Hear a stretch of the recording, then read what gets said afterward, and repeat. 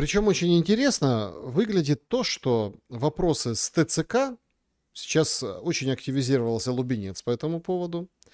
А, Ну, Лубенец, он как бы понятно, что это человек президента Зеленского, да, еще тогда, когда он был депутатом, потом его перевели на эту должность, собственно, после факапа Денисовой, да, о том, что там, ну, врала она, в общем, для того, чтобы было больше денег, да, о том, какие зверства устраивали российские военные. Причем тут ее конкретно поймали за руку, конкретно ее случаем и конкретно ее примером. Это не говорит, что вообще там все как бы в белых польтах. Нет. А это конкретно ужасы она нагнетала, и потом находила еще по эфирам, оправдывалась. Ну, в общем, за нее все забыли, тихонечко в лес ушла. Правозащитница. Ну вот Лубенец взялся активно за ТЦК. Есть версия, что это таким образом Федорова сбивают. Вот условно. Мгм. Он там запустил эту систему Е-баллов. Он Ну, запустил вот эти все дроновые штуки, вот эти все... Понятное дело, что это все прибыль, это все денежка, это все дроны, это все да. производство, это все... По российская армия уже уничтожена, окончательно и бесповоротно, Да. если считать. Плюс И- получается очень интересная история. А вот с ТЦК типа скажут, вот Федоров не справился с ТЦК. Ну все, на него всех собак повесить, все неудачи и нового найти. Ну вот как было, Шмыгаль же, видите, недолго, но побыл министром обороны после премьерства. Вот еще кого-то найдут. В этом задумка политическая. Как вы считываете эту ситуацию? Федоров это один из немногих, большинство коллег у нас же политики нет, и, соответственно, раз нет политики, так зачем нужны политтехнологи? Один из немногих министров, с которыми работают. Работают с Будановым, работают с Федоровым. Вот. И понятно, что ситуация с ТЦК – это та самая дохлая кошка, которая перебрасывается. Вот от Лубенца, по идее, к Федорову. Ну, Федоров, да, здесь он это зафиксировал.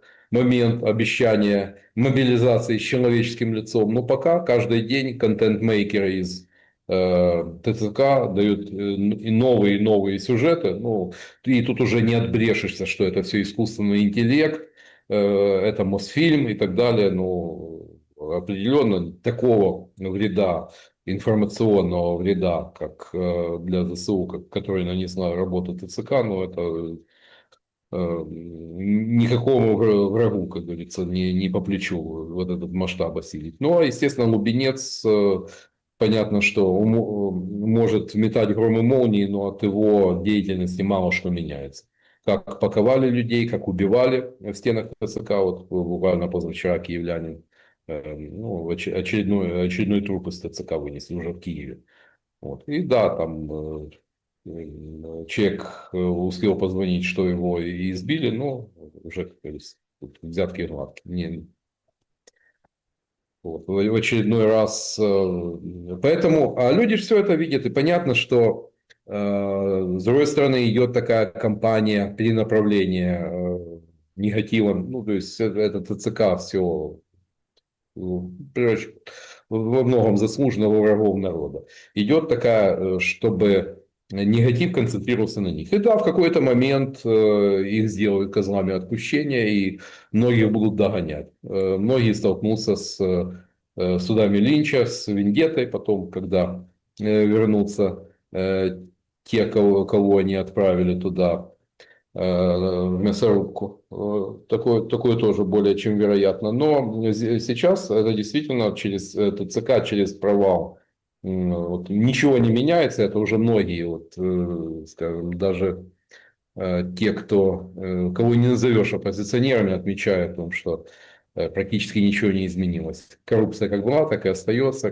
Беспредел по отношению к гражданам как был, так и есть. И, естественно, это все будет адресовываться, вешаться на Федорова. Для него, да, это вот будет одно из первых серьезных таких, один из первых серьезных вызовов в репутационном плане. То, что его будут сбивать, это заметно, но получится ли, посмотрим. Но до недавнего времени у него все шло более-менее гладко. Но тема ТЦК, это да, она очень токсичная. Ну так сделают козла отпущения с Федорова? Или он слишком близок? Ну, дело в том, что он же не кварталовский, все-таки он ближе к вот этому грантоедскому кооперативу. Ну, и понимаете, какого я имею в виду, дети капитана Грант. Вот, птенцы гнезда Сарасова. Вот, он ближе к ним. И явно там вот из этого лагеря как раз критических молний в отношении Федорова не летает. То есть на фоне радикально ухудшившихся отношений команды Зеленского с вот этими нашими соросятами, так называемыми, это, естественно, острый угол вылазит.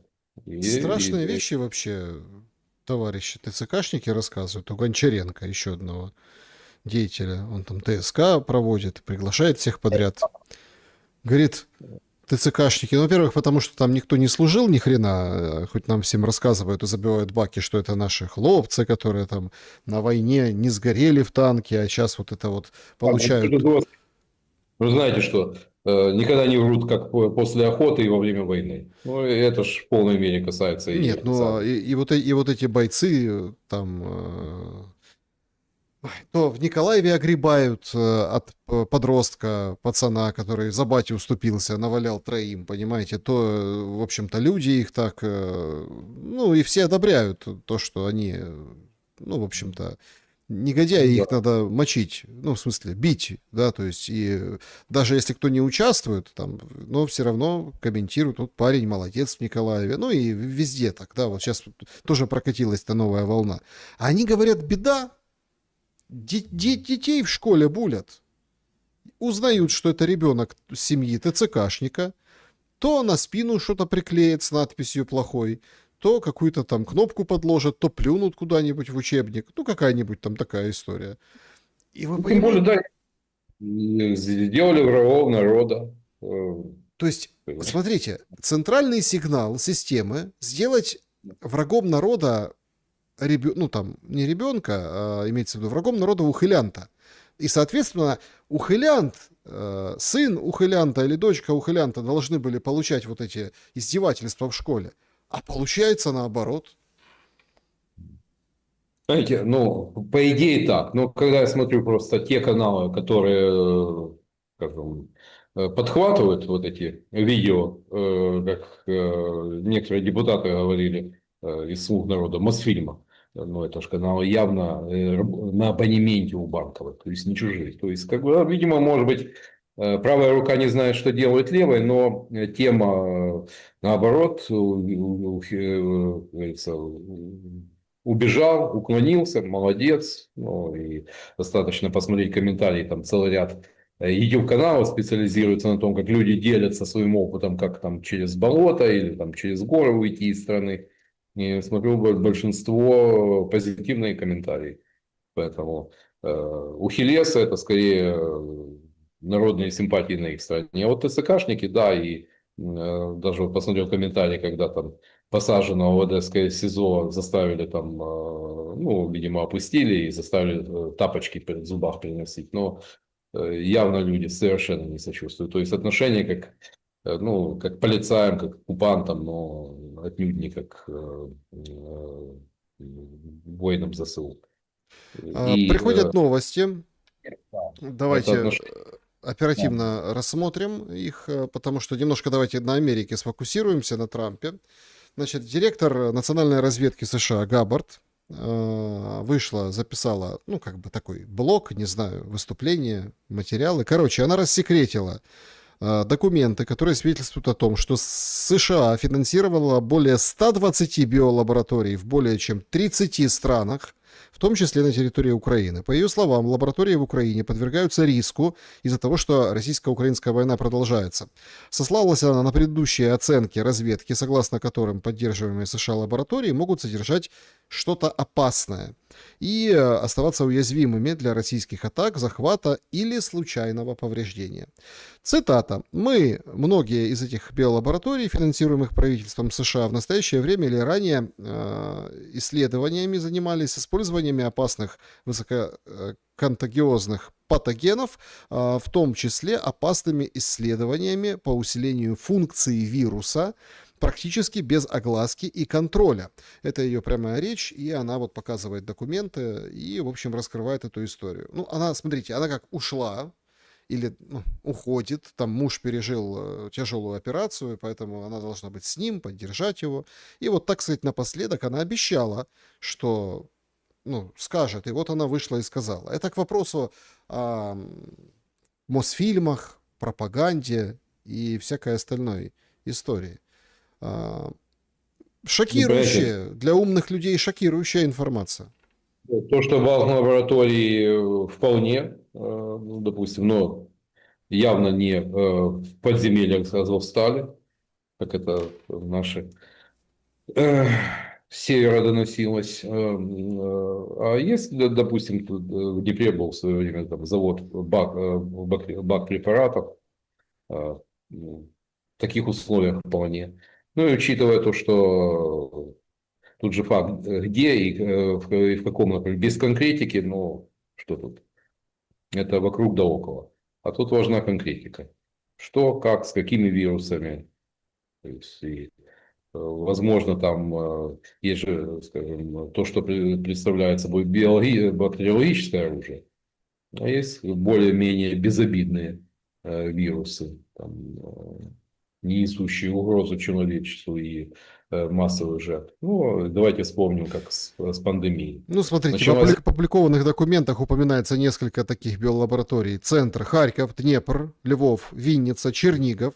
И там велось изучение возбудителей сибирской язвы, тулериамии, свиной грипп, марбургская лихорадка, лихорадка Эбола, чума и других заболеваний. Ну, это из конкретики. Да. Ну, поэтому, судя по всему, это еще не последняя сенсация Тулси Габбард, но как в 22 году как-то все моментально забыли об пандемии ковида, перестали носить маски, а то было ой-ой-ой, там в магазин не пускали без маски.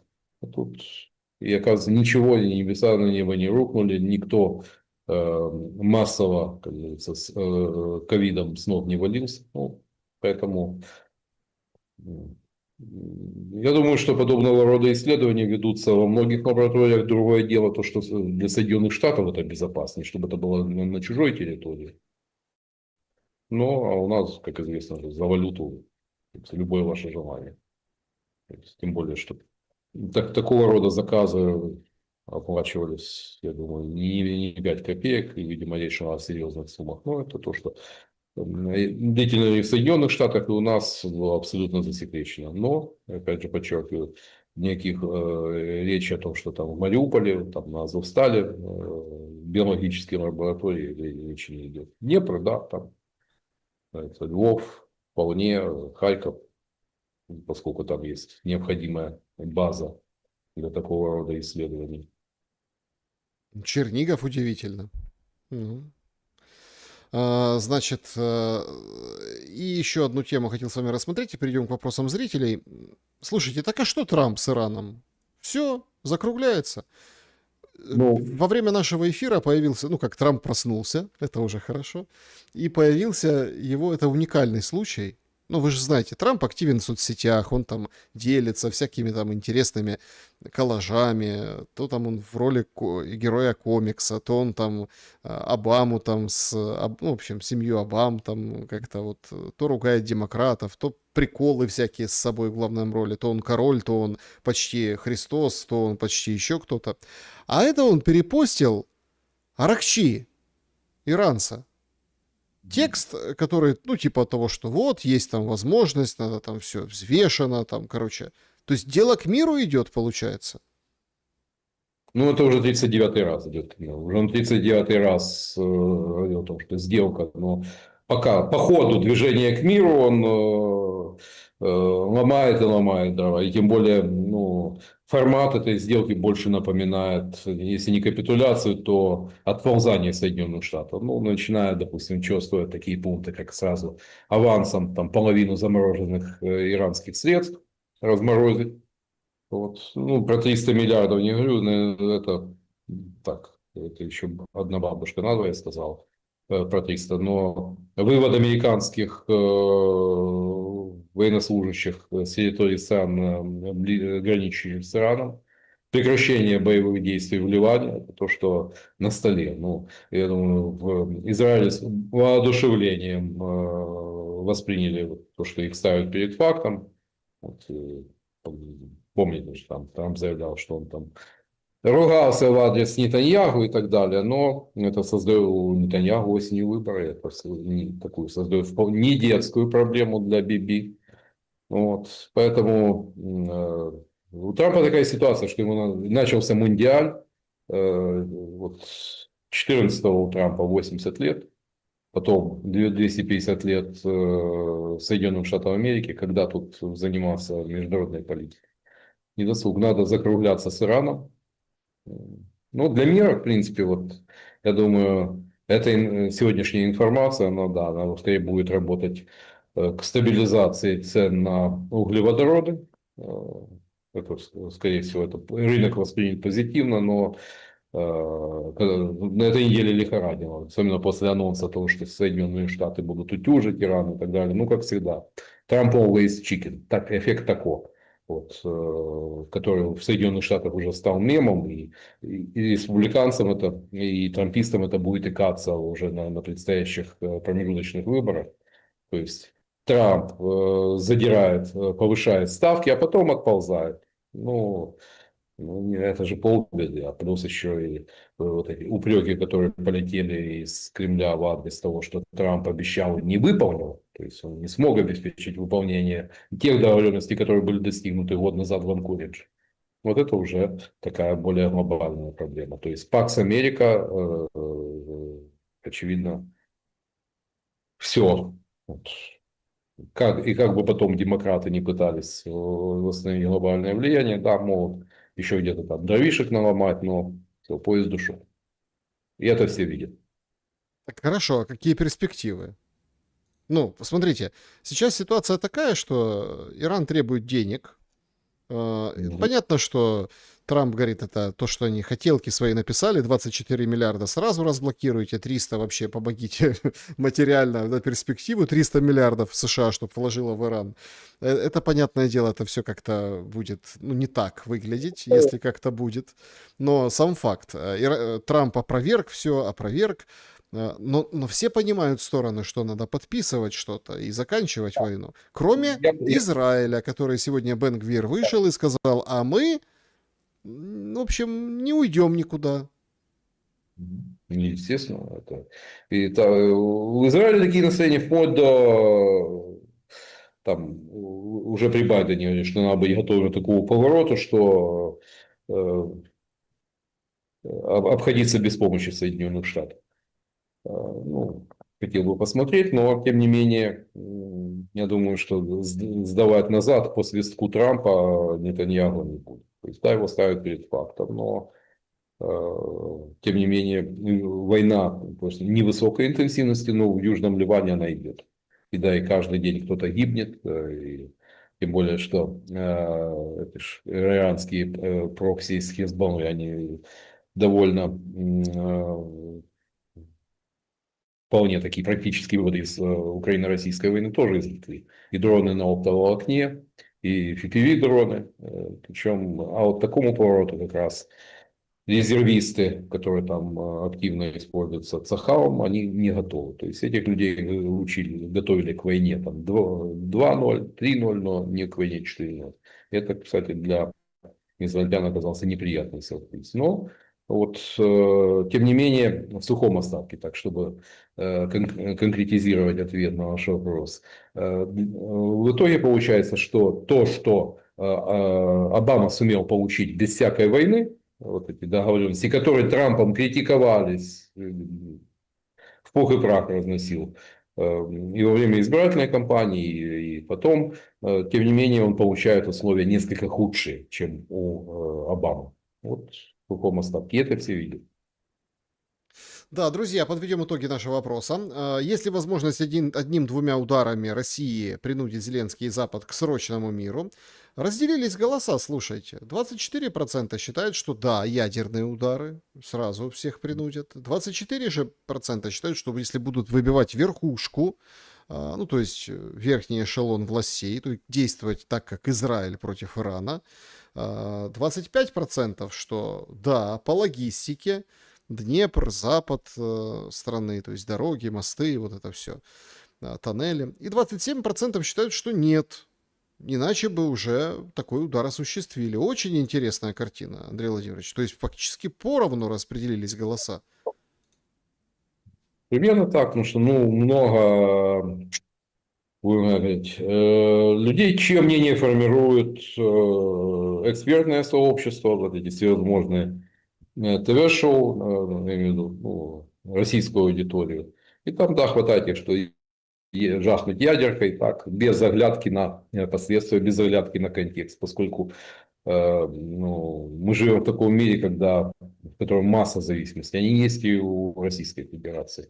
И я думаю, что во время последнего визита Путина в Пекин, наверняка там, может быть, краем, но тема поднималась. Ведь с 22 года, когда американцы действительно были всерьез обеспокоены, потому что в случае негативного сценария на юге, там, в Херсонской области, вполне могут применить тактическое ядерное оружие, ведь местность там располагает для использования таких ядерных боеприпасов, допустим, тех же там, 203-мм снарядов, которые используются пионом, но как-то эффект произвело. Это, по-моему, и Залужный признавал, что американцы начали притормаживать в тот момент. Вот. Эффект произвело, но до применения, слава богу, не дошло. Думаю, не дойдет и в этот раз. Но люди считают, что вот это вот то волшебное, когда, говорится, нанесем ядерные удары, все, и хохлы сдадутся. Нет, этого не будет. Так, значит, друзья, переходим к вашим вопросам. Спасибо большое, что оставляете их. Начнем с клуба зрителей, пожалуй. Да, вот здесь такие... Сейчас, вот такие здесь вопросы. Всем... Да, всем очень благодарен за то, что... Ну, тут, понятно, комментируют, есть ли еще сараи, тогда орешник идет к вам. Андрей, Нет, Андрей, сегодня или завтра будет большой налет да. комбинированный. Ан- Хорват, Бандерами, да. Ну и орешник же, ну, обещают, что ли, зря тоже куда-то. Да, то Она есть... действительно, да. Андрей, скажите, вся эта эскалация с обеих сторон, как по-вашему, насколько хватит этого запаса сил? И как Украина отреагирует, если им грозит гуманитарной катастрофой? Думаете, Россия пожалеет в очередной раз? Благодарю, Александр, и всем добра, спрашивает пользователь. Учитывая то, что если случится какой-то катаклизм или да, гуманитарная катастрофа, это будет очередная возможность, предельно драматизировав ситуацию, протянуть руку, чтобы его позолотили. Возможно, это да. И тут вызвать эмпатию у партнеров и действительно вспомните 22 год, когда приезжавших в Польшу украинцев тут с накрытыми столами, там и бургерами, и сэндвичами кормили, как будто люди приехали из голодного края. Да, довольно тяжелая дорога в этом, в этих эвакуационных поездах. Ну, поляки думали, что там все намного хуже. Поэтому, возможно, вот это будет просто дополнительный фактор. Но то, что э, зима, скорее всего, будет холодной и темной, но каких-то катастрофических последствий, если, конечно, не ударит по атомным станциям, но я думаю, до этого не дойдет. А в плане продуктов питания Украина профицитная страна. Для того, чтобы здесь организовать голод, ну, это должно быть рукотворное. Должно быть, как говорится, это должно быть дело рук человеческих. Поэтому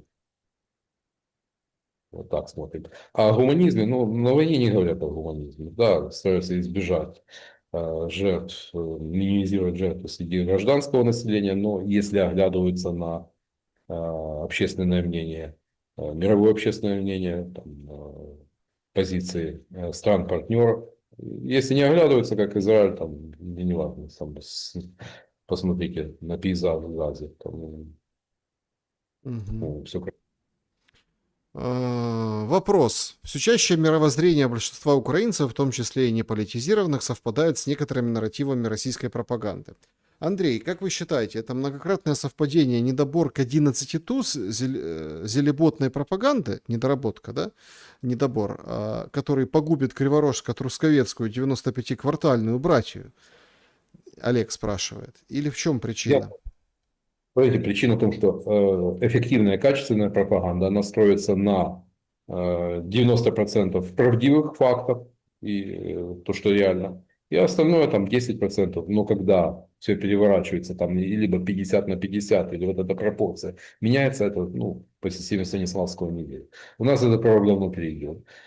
И другой момент, потому что, естественно, любому, кто осмелится сказать, что король голый, что не так, что не наживается на войне, тут же клеится ярлык, там, агент Кремля, там, враг народа и так далее, со всеми вытекающими последствиями. В лучшем случае это просто стоп-листы для медиа, в худшем случае это санкции, а то и уголовное дело с водворением следственного изолятора. Вот Дмитрий Корнейчук не даст соврать. Поэтому вопрос в том, что других, знаете, как говорил профессор Преображенский, не читайте советских газет, так других нет, ну никаких не читайте. Ну, полностью и выпасть из информационного поля, я скажу, что если целый день вот слушать телевизор, там единый марафон, радиоканал, наступит информационная интоксикация. Это может просто человека привести в состояние близкое к острому психозу. Поэтому мой хороший совет: минимизируйте новостные выпуски, неважно, по эту или по другую сторону, поскольку пропаганда, она последствия вот этой пропагандистской работы для коллективной психики будут икаться еще очень долго. И с той, и с другой стороны. Андрей Владимирович, мы со школы вынесли, что ООН создал СССР. Но сегодня задаюсь вопросом, а мог ли СССР что-либо создать со штаб-квартирой в США? А ведь это Нет, даже не компромиссный вариант. Тот же вопрос и по Нюрнбергу, в принципе. ну, посмотрите с Расселом Кроу в роли Геринга. Смотрите, во-первых, ведь союзники, как еще назывались, концоиды, Объединенные Нации. Вот Объединенные Нации, которые победили ось в виде нацистской Германии и империалистической Японии. Вот. И эти Объединенные Нации, естественно, установили не только СССР, но еще и там же засвидетельствовать в знак того, что тех жертв, которые понесла Украина и Беларусь, тогда Украинская ССР и Белорусская ССР, конечно, им же тоже были отведены места вот, среди Объединенных Наций. Но понятно и другое, то, что это все-таки это делалось, большую часть средств и ресурсов предоставили Соединенные Штаты Америки. Вот, и понятно, то, что пишут в учебниках, ну это же понятно, политика, это политика, обращенная в прошлое. Поэтому с участием, но СССР был одним из фундаторов, как это принято, по крайней мере, Организации Объединенных Наций, но никакой монополии в этом процессе у Советского Союза не было. Тем более, что на тот момент, ну, Соединенные Штаты в экономическом, финансовом плане чувствовали себя намного лучше, чем СССР, разоренная еще и войной. Мгм. Вот такой вопрос от Алексея. Как вы думаете, почему Зеленский не проводит выборы? Он же может нарисовать себе нужный результат. Примеров такому много. И стать еще раз легитимным на 4 года. Нет, ну, действительно, если в условиях военного положения или неожиданно объявить выборы, ну, не удивлюсь в том, что тем более будут показывать. Вот видите, КМИС пишет, что 61% доверяет Владимиру Александровичу. Вот, и не придерешься, ведь Есть уже примеры, вот Пашинян. И войну вдрызг проиграл, и с такими и на выборочном с лозунгами, за которые в Украине бы влепили уголовное дело, потому что Карабах был ошибкой. Для армян Карабах это была сакральная тема, тем более, что правил то карабахский клан, потому что они пошли изначально на то, что предлагал Алиев еще более 10 лет тому назад в Казани, по-моему, там почти вышли, но это тоже была ошибкой. Ну, зарадная. Но, тем не менее, Пашинян выиграл. Возможно, там, как говорится, дожали немножечко, но даже по социологии видно, что армяне считали, что те, кто оппонируют Пашиняну, еще хуже. И Пашиняну можно поздравить с победой. Но как бы там ни было, несмотря в бедной Армении средняя зарплата выше, чем в Украине, у которой что-то там еще из природных ресурсов, в конце концов, плодородная земля еще осталась. Более $800 средняя зарплата в Армении. В Украине все-таки почти в 2 раза меньше. Вот это факт. И не важно, что экономический рост во многом благодаря там, реэкспорту в Россию и таким щадящим ценам на газ. Армения платит $170 за 1000 кубометров, в отличие от Европы и Украины, где там более 600 за 1000 кубометров. Вот, но это пример того, что все возможно. Когда пока другие не готовы, пока другие не раздуплились, и вот этот, что с другими будет еще хуже, это может сработать. Тем более, что вряд ли. Но конкурентные выборы, то есть когда будет более не менее конкурентная среда в отношении политических сил, когда за инакомыслие не будет, ну, инакомыслящими не будут заниматься политологи в штатском, вот, эти конкурентные выборы Зеленский гарантированно проигрывает любому. Хоть Буданову, хоть Залужному, но могут появиться и другие. Поэтому все зависит от того, когда эти выборы провести. Для Зеленского важно было бы провести их неожиданно, то есть чтобы другие не успели подготовиться. И в такой ситуации перехода и сохранением элементов военного положения. Тогда да, тогда можно получить любой результат. Но это будет эмуляция выборов. Значит, ну, давайте вот так поступим сейчас. 2 новости и продолжим немножко вопросы, потому что новости, как это, знаковые, что называется. Я так считаю, по крайней мере. Мне прям очень и очень хочется, чтобы это немножко как бы мы, ну как, не то что затронули, да, чтобы мы это в эфире. Потому что я считаю, что это принципиально важно. Ну, во-первых, да, вот из официоза, да, вот официально Рубио поздравил россиян с Днем России, вот, между прочим, от имени американского народа. В поздравлении заявил, что Штаты остаются преданными поддержке российского народа, который продолжает строить свое стремление к лучшему будущему. Так, на секундочку. Преданные американцы россиянам. Ничего себе. Вот. Работайте, братья, да. Мы также пользуемся возможностью, чтобы подтвердить свое желание США конструктивно сотрудничать с Российской Федерацией для достижения прочного мира между Россией и Украиной. Надеемся, что мир будет способствовать развитию более взаимовыгодных отношений между нашими странами. Вот такая вот формулировка в поздравлении Рубио. Но это Госдеп, да? Это Госдеп. А что Белый дом? А Белый дом, между прочим, публикует страшное. НЛО полетело. Смотрите, какая-то точка где-то как-то движется, горит, ничего себе. Это вот прям на сайте Белого дома. Сегодня обещали, вот смотрите, сегодня взяли и сделали. Точно надо эту войну с Ираном заканчивать. Все должны обсуждать, вот эти видеонаблюдения. Непонятно, что к чему. Раньше такое, я помню, иногда такие вещи показывали и говорили, что это какое-то отражение в стекле, там, вот эти все вещи.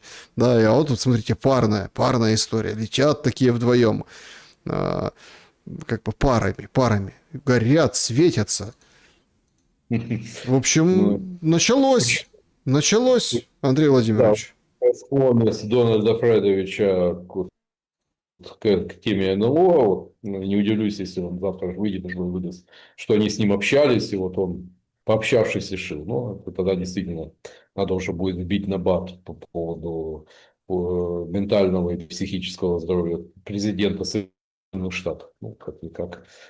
У человека кнопка в чемоданчике с 5000 на 5000 ядерных боеголовок. Ну, тревожно.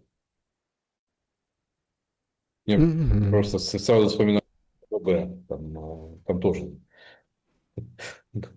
под воздействием некоторых веществ летающие объекты видели с одного из персонажей. Ну, или Так, тема не пропадает. да, тема не пропадает. Идем дальше. Какое будущее Украины в мирное время? Спрашивает пользователь. Рано или поздно война ведь все-таки закончится. Что делать с сельским хозяйством, промышленностью, долгами?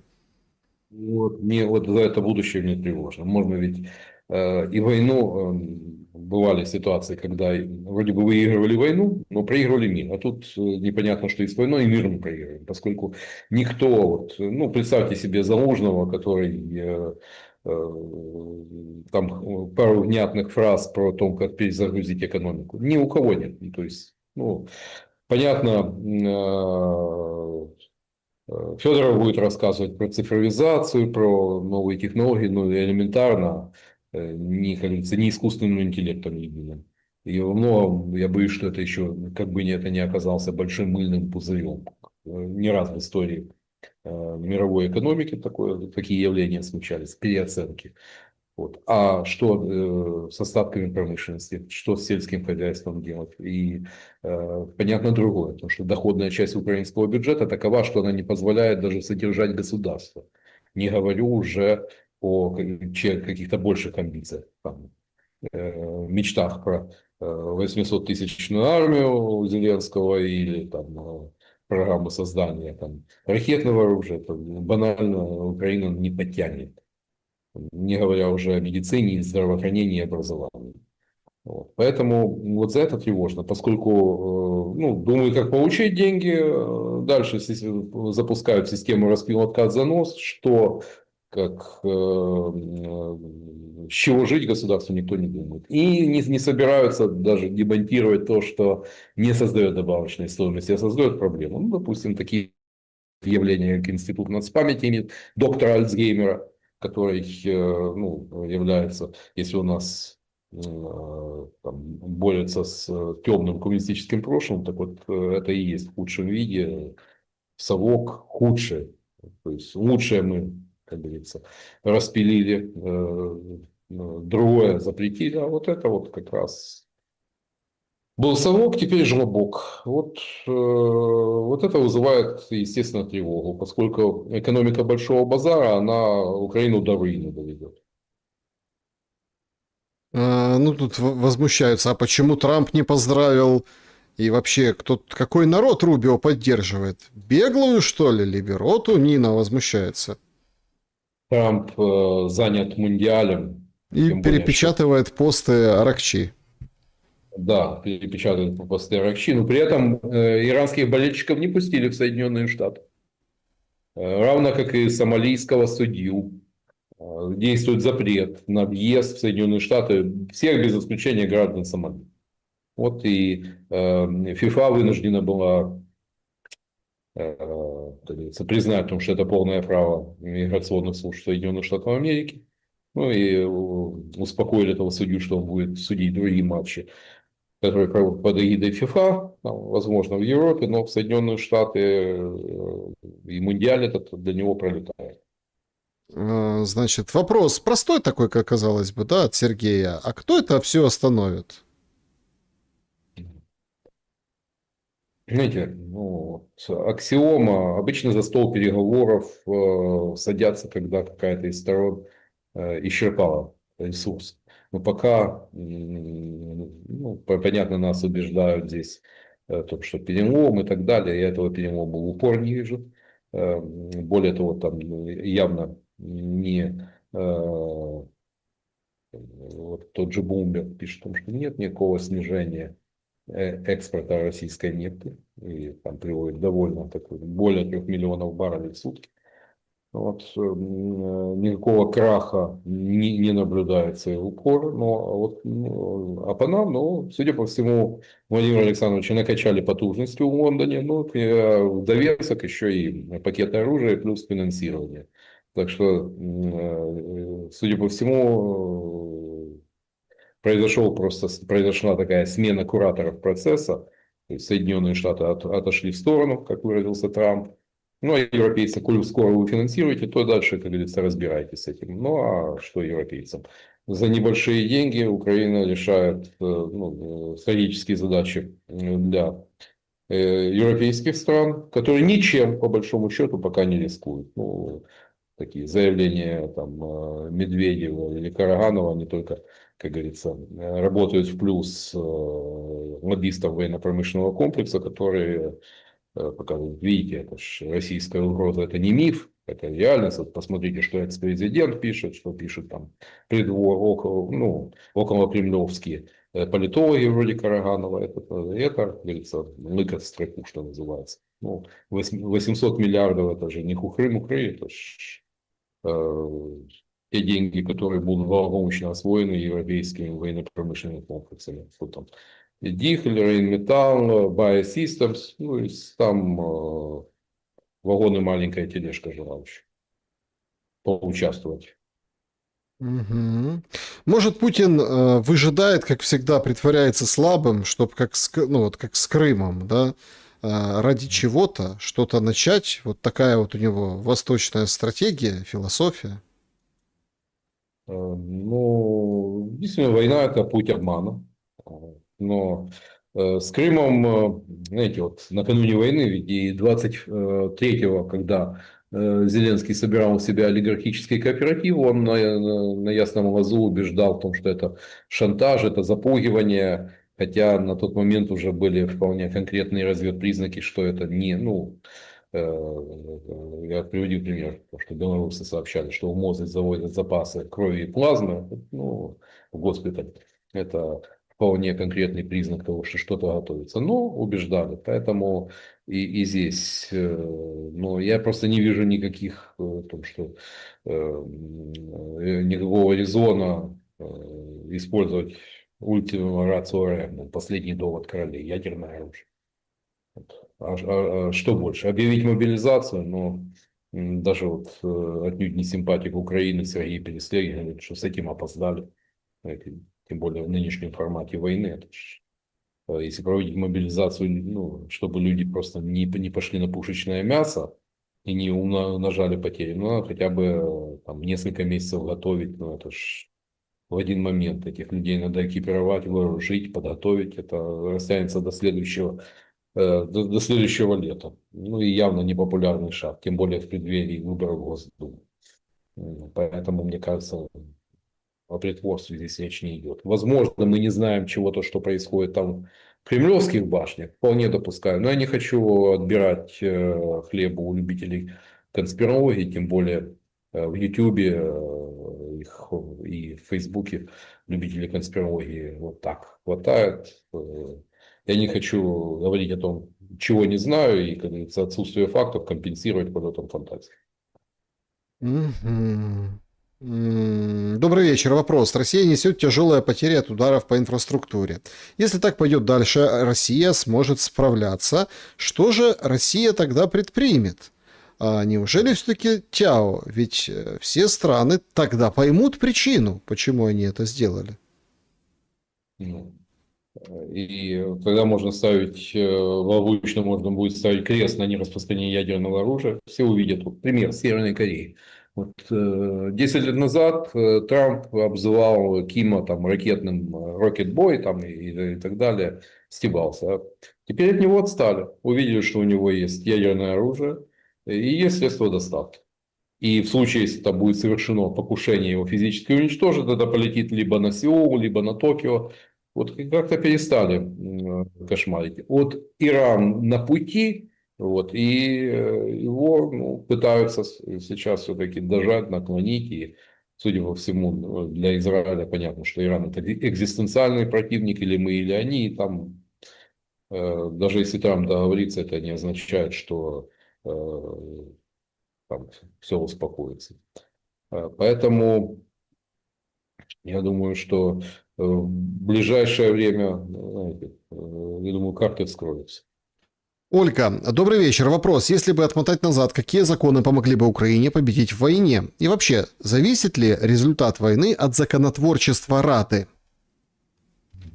Я думаю, что поскольку Рада не является у нас центром принятия решений, то и, соответственно, и законотворчество мало на что влияет. Ну, могли, конечно, депутаты еще в 2020 году, допустим, вот сейчас, ой, у нас же, оказывается, миллионная армия, а нет военной юстиции. Ну, депутаты вполне могли там, кышнуть того же реформатора прокуратуры Рябошапку, который вместе с этим основным генералом Чумаковым добили военную прокуратуру, ну, после чего Чумак свалил, назначив себе там заоблачную пенсию, как это у нас всегда водится. Вот. У нас нет ни нормальной военной полиции, ни военных судов. Скажите, как женщина, допустим, судья, которая понятия не имеет, что такое присяга, что такое устав, такое приказ, судить военнослужащего? Вот. Ну, понятно, формально, по формальным подпадающим под эм, диспозицию нормы права признаком может, но это формально наводили справедливость. Поэтому депутаты вполне могли решить этот вопрос, тем более это не требовало каких-то больших громадных материальных средств и финансов. Но, как это водится, не сделали. Но зато занимаются теми вещами, улучшают, покращивают жизнь украинцев, типа вот это налог на цифровые платформы, и, кстати, там же не только ОБЛ, теперь и аренда жилья, там предполагаются такие новеллы. То есть, если ты сдаешь свое жилье, то никаких льгот по уплате там, налога на недвижимость. Я же говорю, скоро украинцы в полной мере ощутят работу зеленого пылесоса в их карманах. Андрей, что можете сказать про новое российское оружие ЗАК-30 «Цитадель», уничтожитель дронов? Может ли оно сделать весомый перелом на театре боевых действий для России? Для того, чтобы, во-первых, эффективность, поскольку любой производитель оружия, он одно дело, то, что он в рекламных проспектах пишет, как правило, завышаются тактико-технические характеристики, лишь реальное применение на поле боя дает представление о том, что может, чего не может оружие. Ну, в принципе, заявка вполне. Дело в том, что подобно вот такого рода комплексы ну, уже производятся в целом ряде стран, допустим, тот же Skynex, ну, Украина тоже там, по идее, очень эффективны, но их всего несколько единиц, по-моему, в Украине один или два. Точно так же и с Цитаделью. Если их даже, предположим, в ближайшие там, полгода выпустят там десяток другой, кардинальная ситуация на поле боя они не поменяют. Но, в принципе, заявка как на вполне эффективное оружие. Для меня вот до сих пор остается загадкой, почему изначально с 22 года не применялась легкомоторная авиация для борьбы с шахедами. Вот, тем более, это ж небольшая риск, как пишут, что риск того, что вот эти мобильные группы будут сбивать эти легкомоторные самолеты, но знаете, в конце концов можно было попросить у американцев те же супер Тукана, бразильские трубовинтовые штурмовики. Но это куда эффективнее, чем пулять ракетами комплекса Патриот по шахедам. У Украины оставшийся моб-резерв 2-3 миллиона, у России минимум 30. Какой Украина ожидает результат? Неужели украинцы повально глупые и не могут просчитать этот результат, Сергей? Большинство, 60% украинцев хочет скорейшего завершения войны. И то, что я видел, допустим, по социологии, то, что усталость, безнадега, там, такие доминирующие психологические ну, скажем так, чувства, которые испытывают украинцы. Поэтому, понятно, никаких иллюзий. И я изначально говорил о том, что к войне на истощение, даже с учетом западной помощи, Украина не готова. То есть не кончатся деньги, кончится мобилизационный ресурс. Не истощится мобилизационный ресурс, кончатся деньги. Но, знаете, когда ну, на чужие деньги, на заемные деньги войну выиграть, это такая, это выпрыгнуть выше головы. Это Тут, нереально. тут интересно пишет пользователь. Ну все, у британцев закончились деньги, что теперь будет? А правда же, Хилли ушел, потому что денег нет. Вот, но, знаете, когда я говорю о том, что вот, ситуация на рынке энергоносителей для Украины может оказаться черным лебедем и с финансовой помощью будут большие проблемы, но меня упрекали в пессимизме, потому что да, все равно дадут. Даже некоторые уехавшие, как говорится, эмигрировавшие за рубеж, которым ничто не говорят о том, что ну, в конце концов, напечатают и дадут. Нет, это так не делается. Проблемы, ну, я думаю, будут давать, но совсем не в тех объемах, на которые у нас на банку рассчитывают. Увы, вот война Трампа с Ираном, он же подставил не только своих союзников и партнеров, он очень сильно ударил по Украине. Россия худо-бедно она компенсировала, благодаря росту цен, она компенсировала те потери, которые были нанесены ударами по НПЗ. Так что, в всяком случае, скорого падения, вот что еще несколько месяцев, и там все схлопнется и начнет рушиться, нет, я пока таких признаков не вижу. А вот у нас все как бы дыра в бюджете никуда не исчезла. Хотя 5 миллиардов долларов. Так, вопрос Золотареву. Почему какой-нибудь Петров и Баширов не взорвут места, где европейцы собирают дроны, с которыми наносят удары по России или какие-то другие диверсии? Это же не секрет, где они находятся. Не секрет, но Европа большая и таких точек много. Видимо, устанут Петров и Баширов. Ну, где-то, допустим, да. Тем более, что переходить к активным операциям за рубежом, но это уже так, порог объявления войны. Как бы там ни было, но фактически ну, Европа частично стала таким стратегическим тылом Украины. И да, ну, я думаю, прекрасно знают, где и что производится. Судя по всему, и работы над ракетным оружием ведутся в европейских странах. Не исключаю, что осенью полетит и украинская баллистика. Не только вот это фламинго. Украинская ли?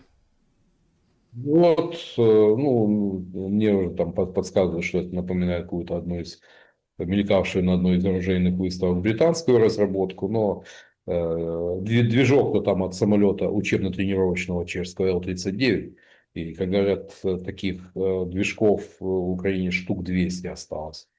А Штиллерман обещал тысячи. Вот. С чем он там? От мопеда поставил на крылатую ракету? Нет. Вот уже возникает вопрос. Ну, естественно, возникают вопросы по ракетному оружию, вот, производство твердого топлива. Это, ну, да, это можно это фуфло толкать бабушкам о том, что там из Ютуба узнали рецепт. Это, по большому счету, у производителя это там строжайшая там, тайна. Рецептура производства твердого топлива для ракетных двигателей. Я думаю, что тут тоже еще та задача.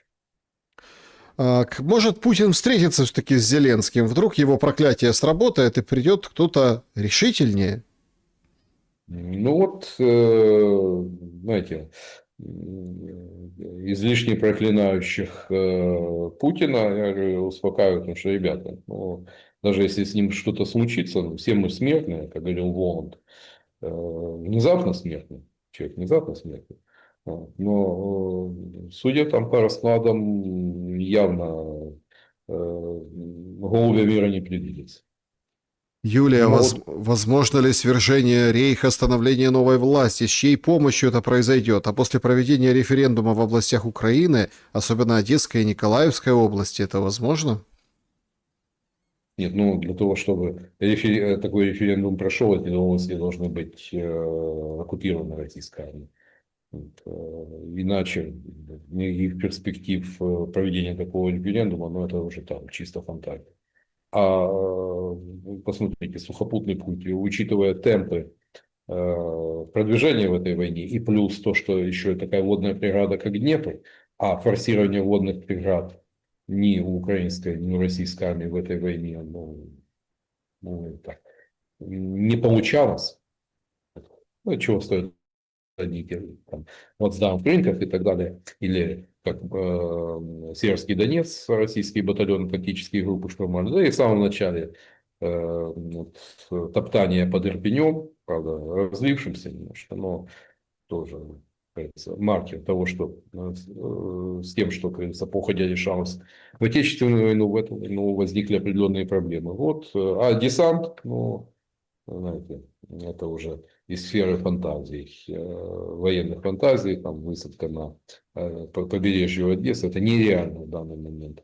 Равно как и украинский десант в Крым, там какой-то российский генерал, там, что украинцы могут высадиться в Крыму. Нет. Диверсионную группу, да, но войсковую десантную операцию так, там, не потянет. Нет ни высадочных, ни достаточного количества резервов для такой операции. Вопрос, это мерзко, конечно, но может надо начать бить по Мернику. Мернику? Может, контузия от снесенных... Мерняку, наверное. Контузия от снесенных домов начнет выветривать из головой... Ну, знаете, с первого дня войны Мирняку доставалось. Да, соотношение, конечно, не сравнится, там, процент потерь среди гражданского населения в корейскую, вьетнамскую войну, когда применялись ковровые бомбардировки, там потери были гораздо в процентном отношении выше, чем у комбатантов. Вот, но с первого дня войны доставалось и мирным. Да, Иногда друзья, ну, смотрите, это, конечно, это не выход, да, собственно, бить по Мирняку. Ну, как бы ну, целенаправленно имеется в виду. это гасить пожар бензином. Да, значит, финальная новость, прокомментируйте. Вышел премьер Пакистана и говорит, США и Иран полностью согласовали финальный текст соглашения об окончании войны. Ну, хорошие же новости, Андрей Владимирович. Ну, вот, да, для мировой экономики, безусловно, хорошие. Но можно ли с этой новостью поздравить Соединенные Штаты? Сомневаюсь. Вот Иран, да. Вот, и я думаю, и Пакистан доволен. Понятно, что в обмен, как говорится, в противовес усилившему, как говорится, вышедшему на новый уровень Ирану, выстоявшему под американским давлением и под ударами, и в том числе и израильской авиации, Ирану, ну, Пакистан будет формировать еще свой суннитский полумесяц, там, Катар, Объединенные Арабские Эмираты, Саудиты, вот, вполне. Вот, все смешается. То есть та архитектура, которая, геополитическая архитектура, которая после уже лет 60 выстраивалась на Ближнем Востоке, была получена с легкой руки Дональда Фредовича, накроется медным тазом. Вот. Но посмотрим текст. Пока те утечки, которые видел, отнюдь, я же говорю, у Обамы без всякой войны получилось лучше. Андрей Золотарев был моим собеседником сегодня. Спасибо за время и мысли. Друзья, благодарю, что посмотрели это видео. Поставьте лайк, не забудьте.